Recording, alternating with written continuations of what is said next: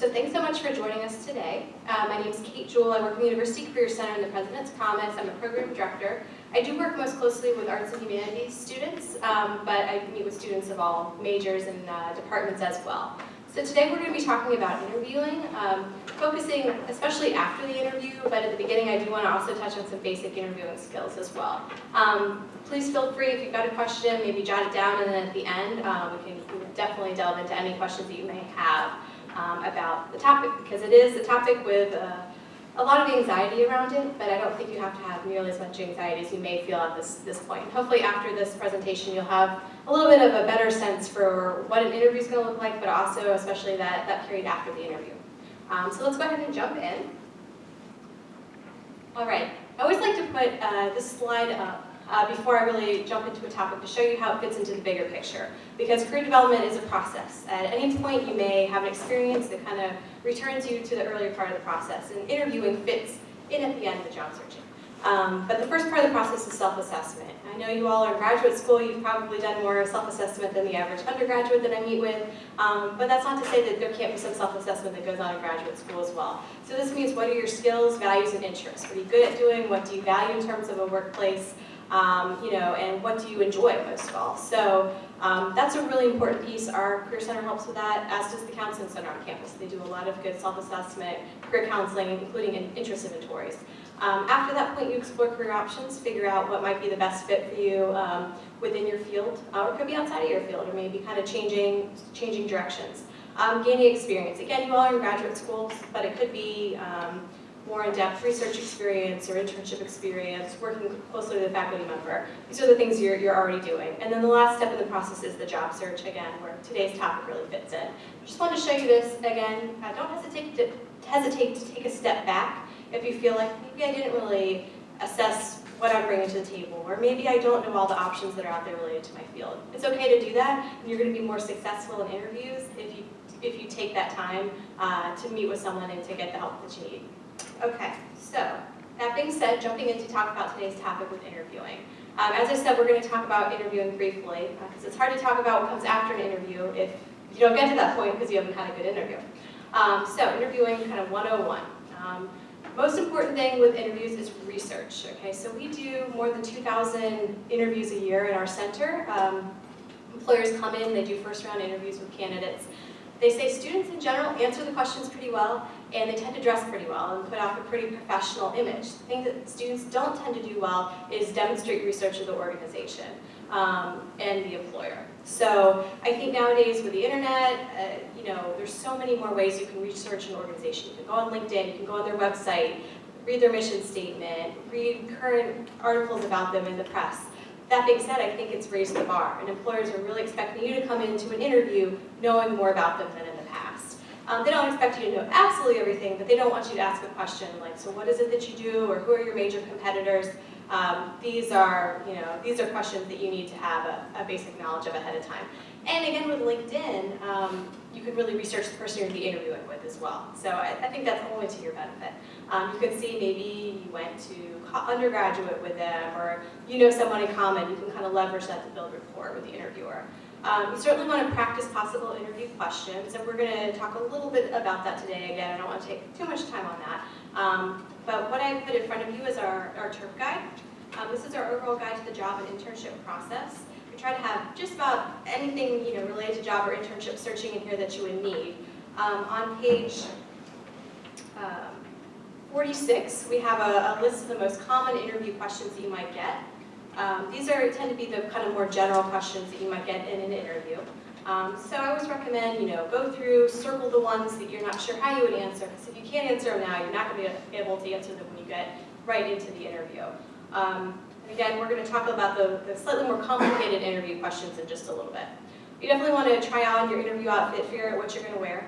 I would say business professional, as close to a business suit, if not a business suit, as you can get. That's really just going to be what they're expecting. Even if you're going into a field where you'll never wear a suit again, they expect to see a suit in the interview process. You may want to take a practice run to the interview location, make sure you know not just where you're going, but the logistics in terms of parking or metro. In this area, it can be pretty challenging. You definitely want to bring copies of application documents you may have submitted. So, sent your resume and cover letter in, make sure you bring copies of that in case they start to reference it during the interview. Also really important is to bring a list of questions for the interviewer. This is another area where students tend to be a little bit weaker. On page 47, we have a list of possible questions you could ask the employer. So when they get to the end of the interview and they say, now do you have any questions for us? You definitely want to have, I would say, at least 2 to 3 good questions for them. The last one can always be, when do you expect to make a decision about this position? But before that one, I would have a couple that could be pulled from this list that demonstrate you've done some research about the organization, demonstrates your interest in the organization or in the department. Now, for some positions, I know we have all different majors in here and departments, lots of different fields, but sometimes you're going to be in situations where they're not going to have a whole lot of questions for you. They're going to expect you to come to the interview with just as many questions as they're going to have for you. I know I've been in interviews like that. So, I would, again, depending on your field, but you may want to bring, 15 to 20 good questions you could ask. Have them jotted down on a pad of paper in your Padfolio, so that you can pull from them throughout the interview process. And participate in a mock interview. And we'll talk a little bit about all the different ways you could do a mock interview coming up in a little bit. So I just thought I would show you some of the key skills that employers look for. And this really tends to be across fields. Some fields it'll be more important than others. But the number one thing is verbal communication skills. That's critical in just about any field. And so that also comes across as a very important thing in the interview. Things also like a strong work ethic, teamwork skills, analytical skills, problem solving, written communication skills. These are the types of things that most interview questions are going to get at. Yes, there may be some questions designed to see if you know specific content knowledge about your field, but the vast majority of them, I think, will touch on these more soft skills.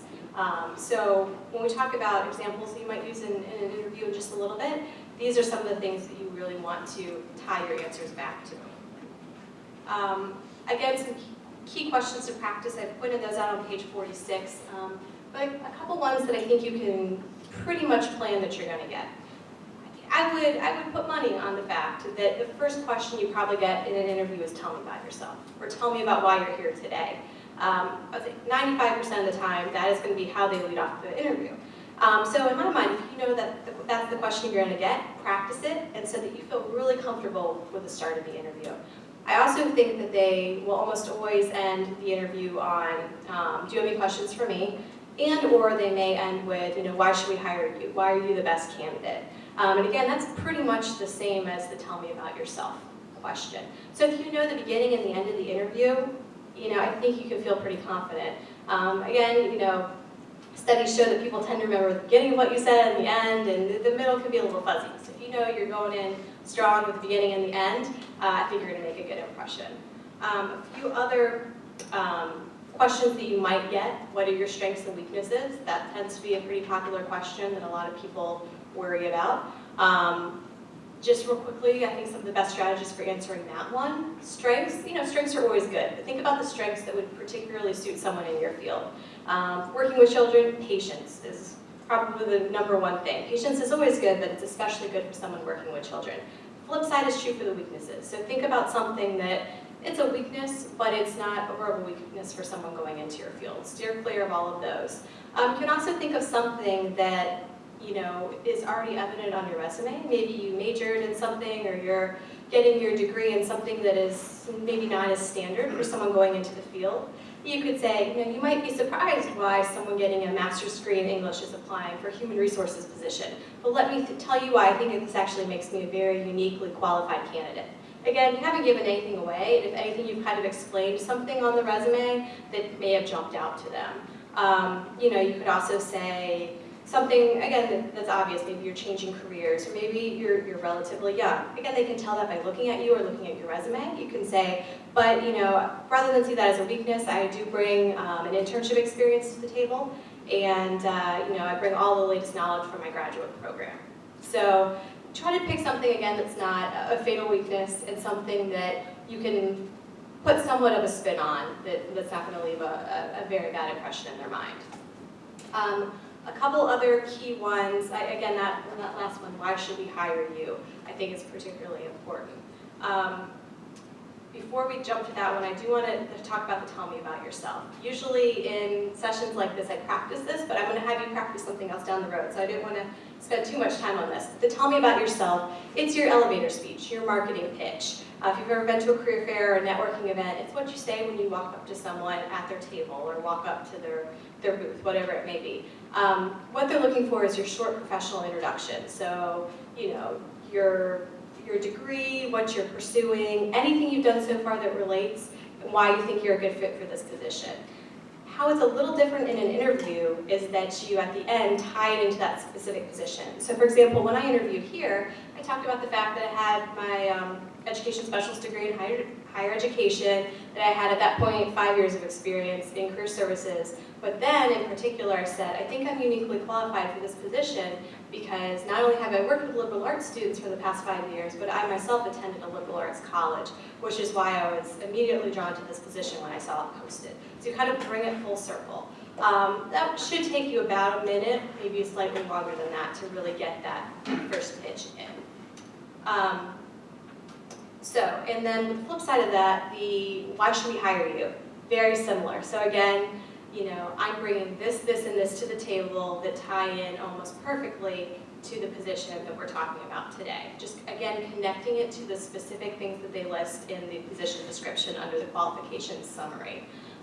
Most people in their application documents, resume, and cover letter, and in interviews talk very, very generally. If you can be that person that's really specific, and you say, this is the job, this is what you're looking for, and this is what I have, those are the people that first get the interview, and then the people that get the job offer after that. I wanted to spend most of the time, again, talking about, specifically with interviews, talking about behavioral interview questions, because I think these are the hardest questions that you're going to get. You know, some of the basic questions on page 46, I think you can Google them and you can get some suggestions for the best ways to answer them. But the behavioral questions, on the other hand, are very personal to you because they're dealing with situations you faced in the past, and they're looking for very specific examples. So they tend to start out with tell me about a time when you worked as part of a team, handled an upset client. The hardest one I ever got was, tell me about a time you enforced a policy you didn't believe in. How do you answer that one? So what they want is for you to walk them through a specific story. Why they're doing this is not to torture you, it's to see how you acted in the past, to predict how you might act in the future if faced with this type of situation on the job. So how you want to answer it is the STAR technique: situation, task, action, and result. You don't have to say those words in your response, but you want to think about them as you go through the process.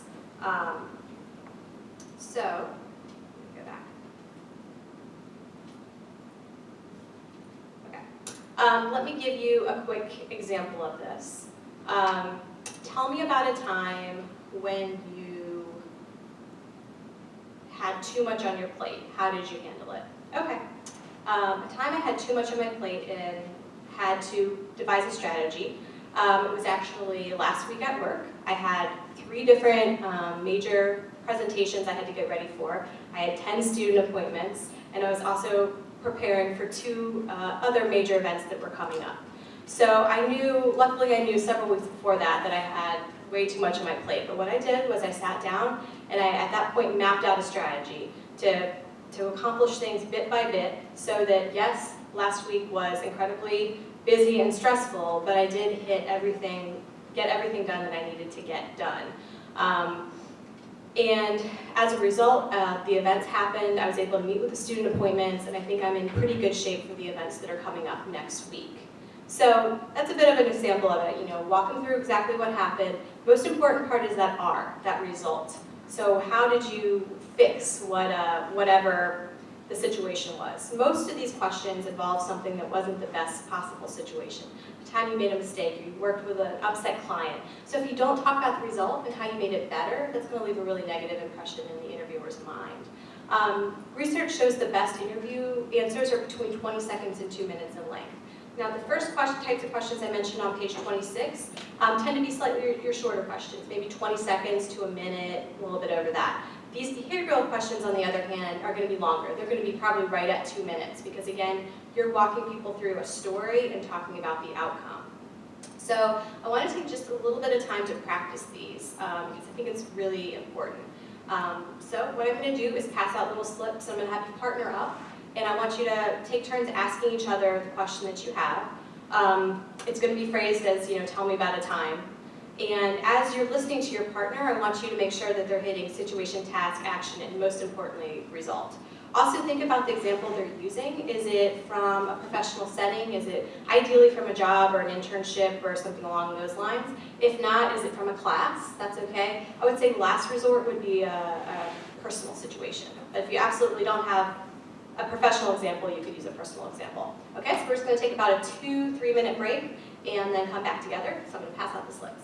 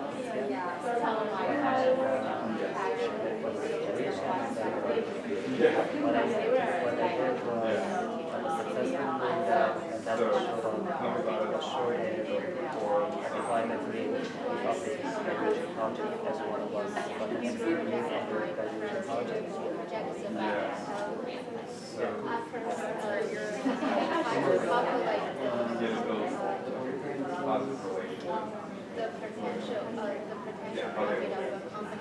The company has several charts of their future plans. Okay, you can go ahead and wrap up your practice.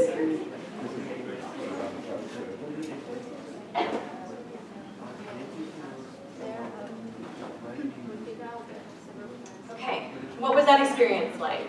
Was that challenging? Very challenging? Okay. So hopefully that gives you an idea of what you can practice between now and your next interview. Yes, you can't necessarily anticipate exactly which behavioral questions that you'll get, but I think a lot of them are quite similar, whereas if you've thought about a couple possible stories you could use, you could then spin them into whatever the exact question is. And again, think back on some of your jobs, your class experiences. Think of those experiences that might translate well, especially to that list that I put up there at the beginning, the skills employers are looking for: communication skills, teamwork, analytical abilities. And again, at the end I'm going to show you a mock interview tool that we have on our website that you can use, and it has folders for specific career fields as well. And that can also help you anticipate some of the questions that you might get. So these again are called behavioral type questions. So if you're going into an interview and you want to know what to expect, it's okay to ask the HR person or whoever will be doing the interview, what type of interview is this? And if they say behavioral, then you'll know, okay, this is what I need to prepare for. So again, you've got the more basic questions, you've got the behavioral questions, and most likely tell me about yourself at the beginning and why should we hire you? Do you have any questions for us at the end? I would say the vast majority of interviews, that's what it's going to look like. So if you know that's the game plan and you've prepared for that, I think you're going to be in pretty good shape. So switching gears now and going into after the interview. Most important thing is to try to get a business card or some sort of way to follow up with people you interview with. Now you probably have the information for the person who set up the interview, but the majority of time, especially as you go into positions that require a master's degree and above, you're probably interviewing with multiple people. When I interviewed here, I think I interviewed with more than 30 people. So there was really no way I could send a personalized thank you to everyone, but I did send thank you emails to, I think, maybe 5 people who headed up different parts of the search, and then I sent a handwritten card to the entire office. So that could be a strategy as well. Also jot down notes about what you talked about in the interview with multiple people and groups, because that's going to help you write the thank you notes that you do write. Also, if there's a question you got in the interview that you know how to answer, jot it down, bring it to the Career Center. We can help you figure out how to answer it next time around. Really, the thank you emails, I would say, should go out within 24 hours. And again, I've been in the field now for 9+ years, and when I first started, it was a big debate. Email the thank you note versus mail it in the mail. Now I think most all of that has changed. I think the vast majority of the times you want to email your thank you because the world just moves so rapidly now with email and internet. But I think you can follow it up with a personalized note if you prefer that. And follow up if you don't hear back in the amount of time that they said. They said we're going to make a decision in 2 weeks. And 2 weeks passes, definitely find a follow-up and say I want to reiterate my interest in the position and check in if you have any updates about the hiring process. A lot of times they may say, it took a little longer than we thought. It's going to be 1 more week, that happens all the time. Things never move as quickly as organizations think they will move. Okay. After the interview is also a great time to check back in with your references. So again, the references usually, you've asked them, would you be willing to serve as a reference as I start my job and internship search process? And that's all you really have to tell them at that point. Just update them after you have interviews. You don't have to tell them every single job you applied for. Once you've had the interview, you can check back in and say, I had a great interview yesterday with ABC Company. Hopefully you'll hear from John Smith within the next couple of days. By the way, here is the job description, my resume, and a couple talking points about why I think I'd be the best possible candidate. Most people don't do that for the people that are their references, so if you do that, you'll make their job especially easy. I know when I've been a reference for former interns, the people who've done that for me, I give them great references because they make it easy for me. The people who don't give me warning or don't give me those talking points, I'm happy to give them a great reference because, again, they were a good intern, but I'm sure my reference isn't nearly as strong as, as it could have been because I wasn't sure how to customize my glowing review of them to the specific job. Okay, as I mentioned, any difficult questions you encounter, jot them down so that you're not hit with them in the future. Research salary if you haven't already at that point. You really probably should have researched salary at that point already, and we're about to talk about salary quite a bit, but if you haven't, now's the time because ideally you're going to be getting a call with a job offer, and they're going to want to negotiate salary with you. And this goes without saying, this is more for undergrads, but I put that out there too. You don't want to discuss the interview on social media because recruiters and organizations, they're out there and they don't want to see you talking about whatever interview that you had. Okay, so other things to remember, if you've made it to an in-person interview, congratulations, you are in the final pool. Most organizations are not going to bring in more than a handful of people to interview in person. It's too much time, money, energy. They may interview a lot of phone candidates or maybe Skype candidates, but by the time you're in person, it's down to just a few of you. Kind of the flip side of that is everyone interviewing in person probably is qualified. So that's again where you just have to show them you're qualified, plus you have kind of a unique spin on whatever the position is. Are there any other supplemental materials that might help your case? You can definitely bring those to the interview. Again, when I interviewed here, I didn't ask for letters of recommendation, but at the end of the interview, I was able to pass over 2 generic letters of recommendation for my former supervisors. Again, they weren't customized to the specific job, but they just said, we've worked with Kate for 5 years, this is what she can do, this is why I think she'd be a good employee. They were my references that were going to get called, but I think it was just helpful to pass that letter over. Again, we have a wide variety of fields in here, but you may have a portfolio, you could have samples of your work, wide variety of things. So don't be afraid to bring things like that to the interview. Most people don't, so that's another way you could stand out from the pack. Again, can't stress enough the thank you note, okay? So I read a statistic that only 3% of people send thank you notes, and I never believed that until I started serving on search committees myself here. And I will tell you, it's about 3% of people send thank you notes, which just astounds me because it's an easy thing to do. So send a thank you note. You will stand out from the pack that way. Keep job searching. This is so important. A lot of times you just apply for the job and you invest your heart and soul in it, and then you don't get it, and then you just got to start from scratch. So keep job searching even though you've interviewed, because if you've got a plan B, plan A will work out, right? So important to detach as much as possible. That's hard to do, but again, if you've got other options out there, I think it's a little easier to detach from the outcome. Okay. So, when you were not selected, remember you were a finalist of probably a pretty large pool of applicants. A lot of jobs nowadays, it depends on your field, but a lot of jobs are seeing 100+ applicants. You probably were in the top 5, maybe the top 3. The reason you were chosen could also have nothing to do with you. It could have been an internal hire, could have been a hiring freeze. You don't know. A lot of times, it really had nothing to do with you. Even though you want to take it personally, a lot of times there was another reason. Take care of yourself, do something that makes you happy, because it does hurt when you've really invested your heart into this. Also use market intelligence that you got from the interview, that can maybe help you as you start to apply for other things.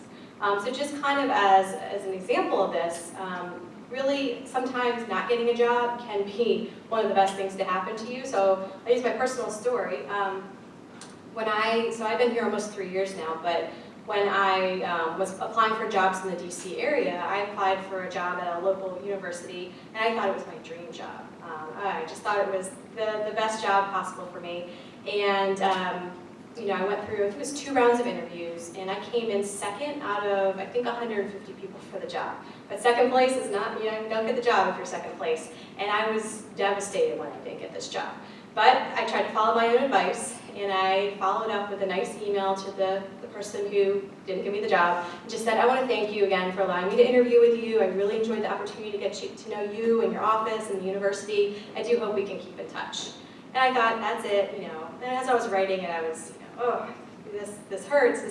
I just sent it. Well, she wrote back and she said, by the way, have you heard about the job that's open at the University of Maryland? It's with arts and humanities students. I think you'd be a good fit for it. By the way, I know someone in that office. I'd be happy to call her and tell her that I've interviewed you and she should interview you for that position. And I wrote back and I said, thanks, that'd be nice. But I thought, long shot, nothing's going to come of this. I hadn't even heard of the job here. I was coming from the West Coast in Seattle. I didn't even know that College Park was in DC. I didn't know it was on the Metro. I thought, Maryland? No, I want to be in DC. But I submitted my application. Next thing you know, I'm getting a call from the University of Maryland. We'd love to interview you. And long story short, I interviewed, and here I am 3 years later. And this is a much better fit than that other job.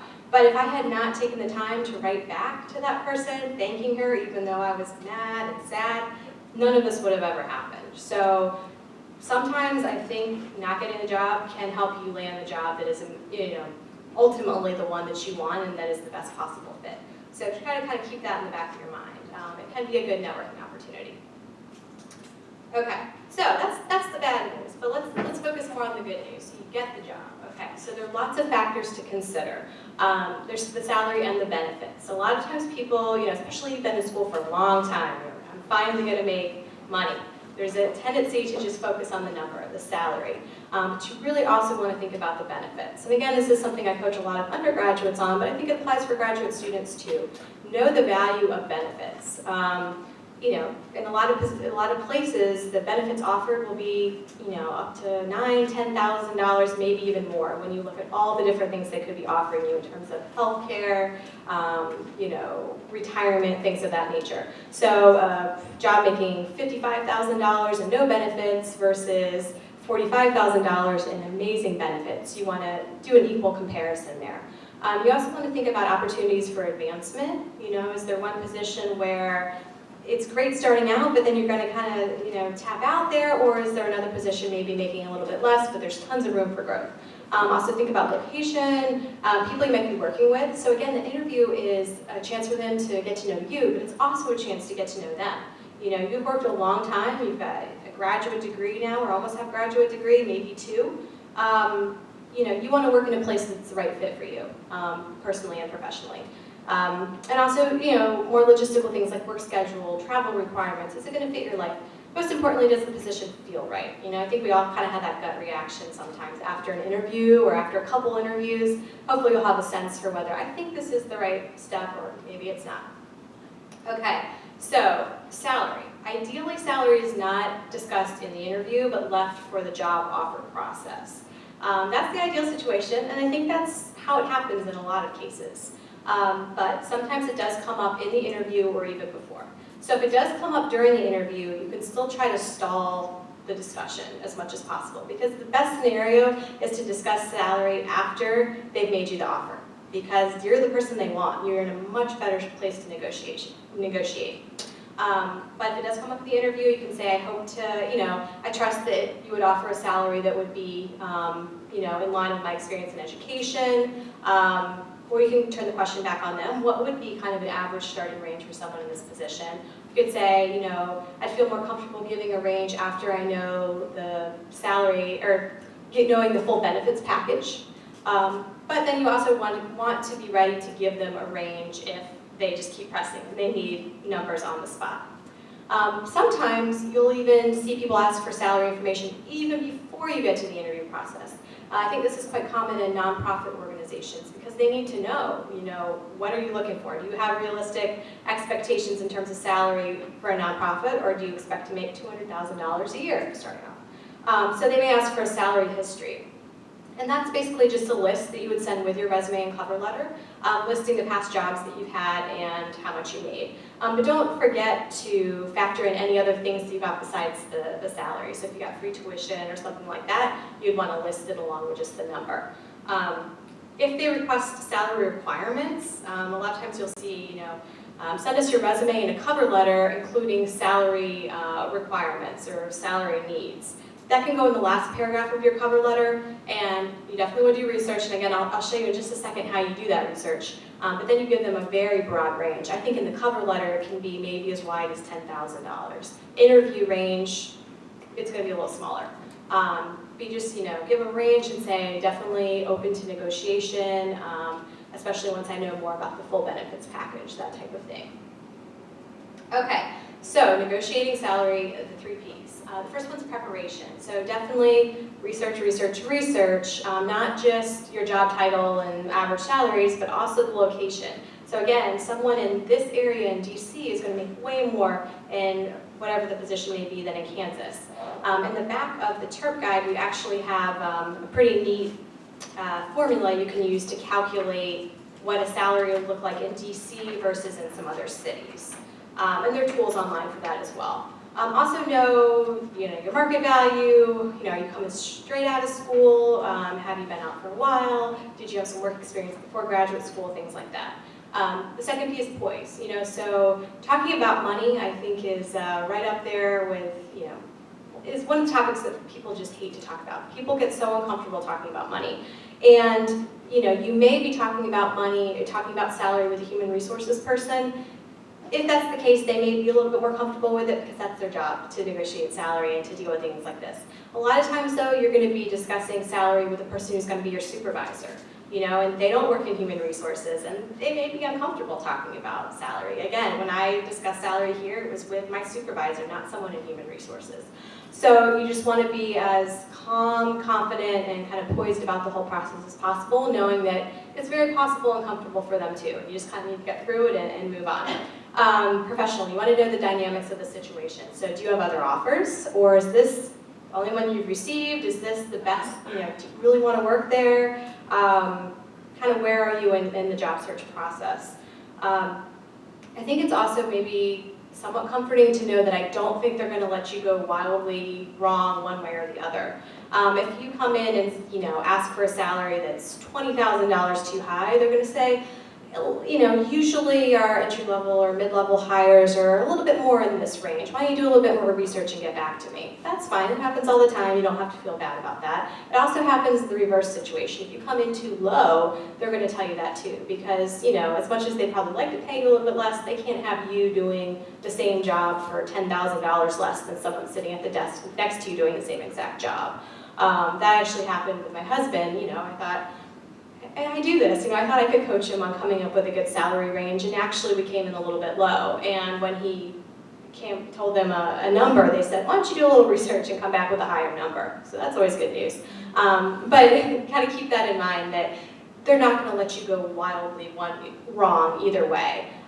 Yes, you do stand to lose out on potentially a couple $1,000s, which I know when you're in school sounds huge, but I don't think you're going to completely lose, one way or the other. So kind of keep that in the back of your mind. So negotiation after a job offer. So when they call to give you the good news, congratulations, you got the job. We want to, if they don't ask you what are your salary demands, they might just say, we're ready to offer you this job for $55,000.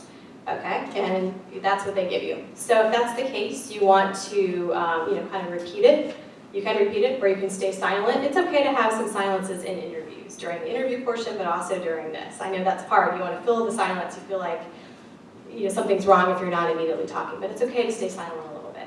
Again, make sure you know the full benefits package before you really start negotiating. It's also okay to take some time to think it over. This goes for the job offer as well as the negotiation. And you definitely want to get any offer in writing before formally accepting. So, and if they don't give you some sort of form to fill out, you can write your own letter. Okay. A couple final thoughts. You don't want to bring up salary until they've brought it up, if at all possible. Don't forget about benefits. Research.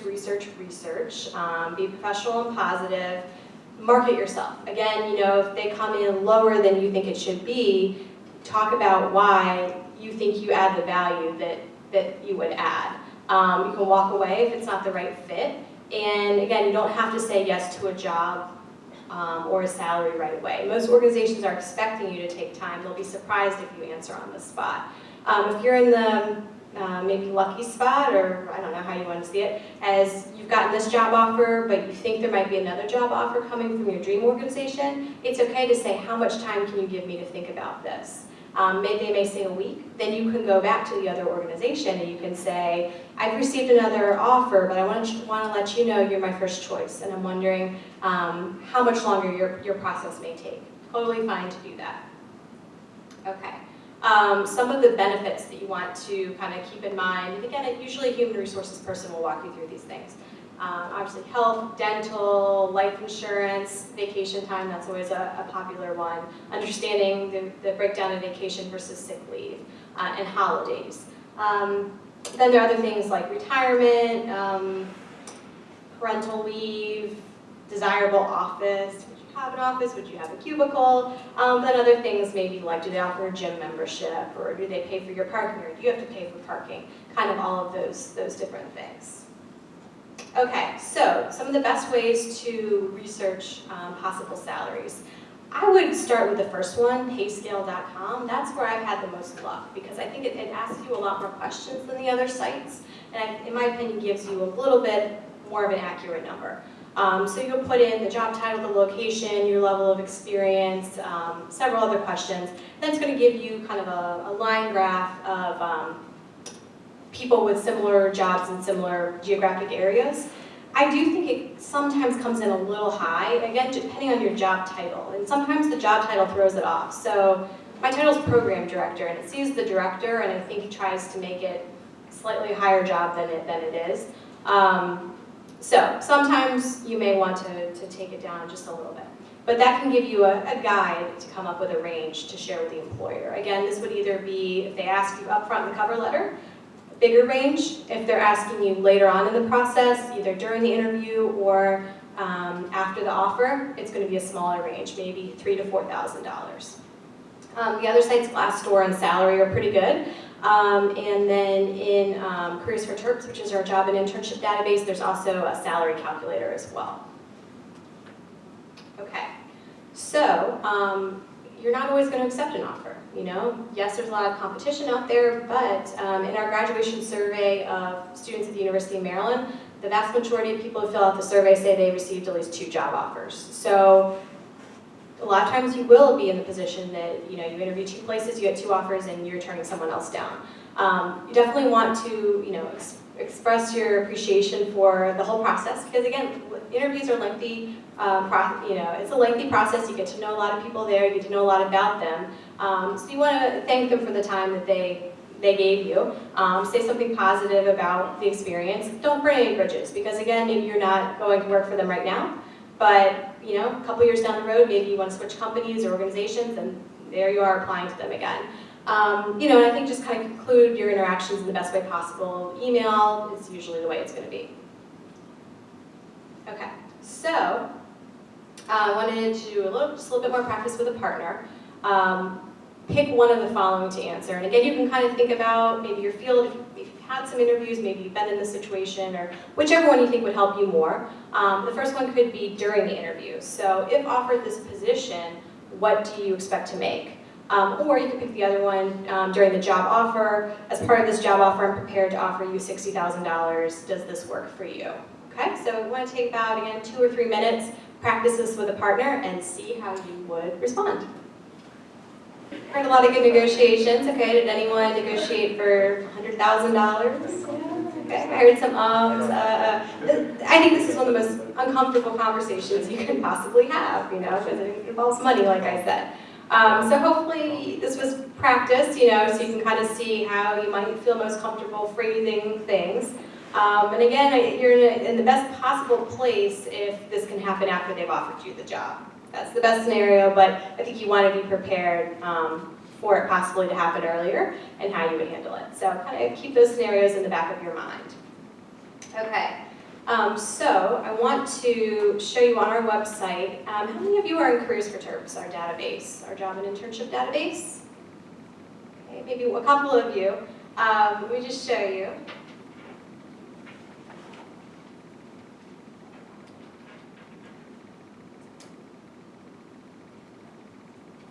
Our website is careers.umd.edu.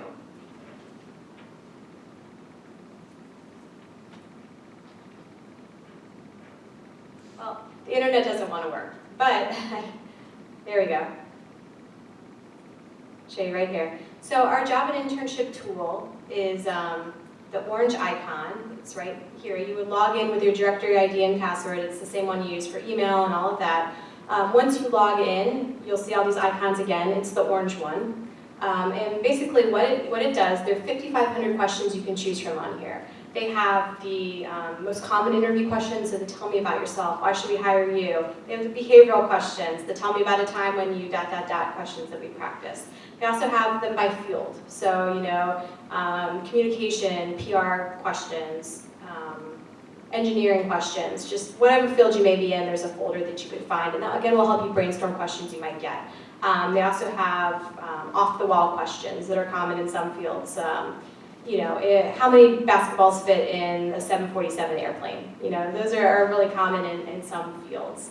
So you can pick 10 questions, and then you hit start, and this lady will pop up on the screen, and she'll ask you each question. You have 2 minutes to respond to each question.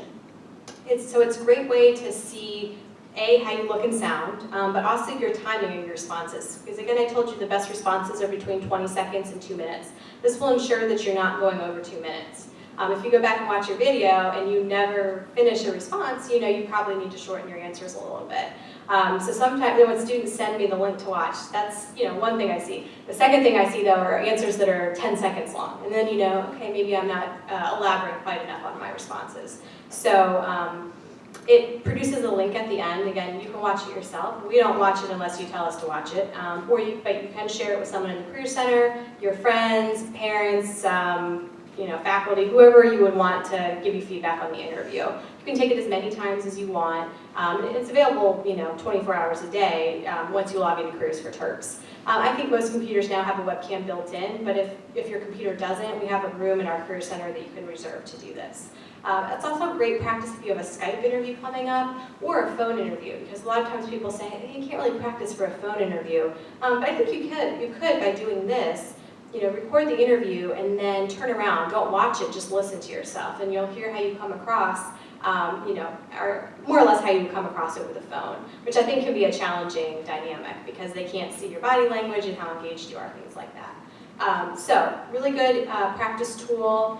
That can be kind of a starting point. So if you've most of you have probably had some sort of interview at this point, but if you haven't, or maybe it was for a part-time job and now you're about to interview for your first full-time professional position, really urge you to start with this, and then you can always come in and do a mock interview with someone in our center, with a program director, or you could also set one up with an employer. So at least twice a year, once a semester, we do an employer mock interview clinic. Unfortunately, we've already had the one for this semester, but we will have another one in the fall. It's usually right after our large career fair. And that's a day you can come in and do a mock interview. And these are employers who they hire day in and day out, so they can give you some really good feedback too. So I would do online practice and then try to come in and do a mock interview in person. Okay. Here.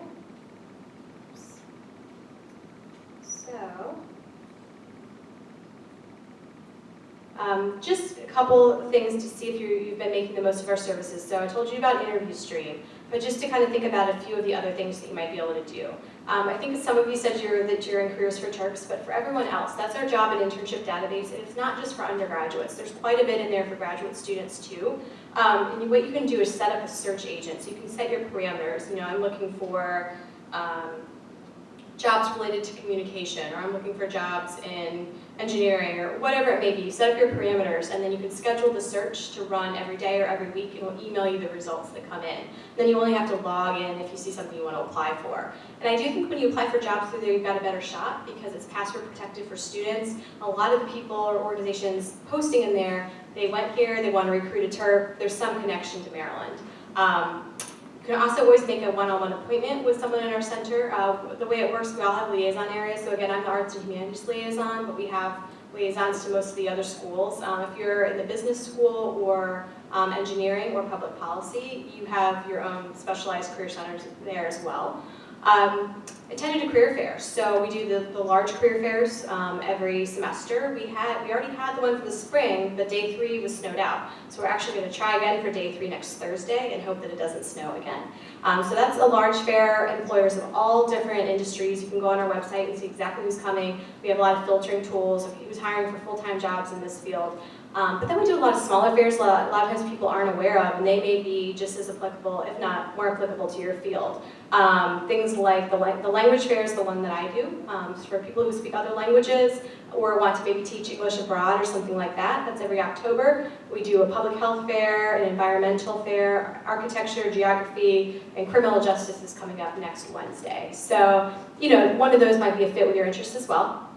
And then we do a lot of different networking events. So next week, for example, on Wednesday, we're doing a career panel all related to social media. And then the following week after that is one on writing, editing, and publishing. And then we do different topics throughout the year, as well as take students on field trips to different places. And grad students are more than welcome to come on those as well. For example, the ones that we have remaining this semester, one is to the Smithsonian Office of Exhibit Central. So if you want to see where they create all the exhibits for the Smithsonian, they're looking for arts students, communication students, marketing, people of that nature. That's April 3rd, I believe. And then we're going to have one coming up to a local public relations agency. They look not just for communication majors, but anyone interested in public relations. We also, in the future, hope to have ones to places like the Library of Congress and maybe American Red Cross. And so we try to hit a pretty wide variety of places. We've gone to the NIH, we've gone to Secret Service, they're at the DIA today. So kind of keep your eyes out for that. So you can always come in and see us. We're in the 3rd floor Cormac Library, South Wing. I think I want to, if it's okay, go ahead and turn off the camera and I can take any questions you might have about interviewing or about other parts of the career development process.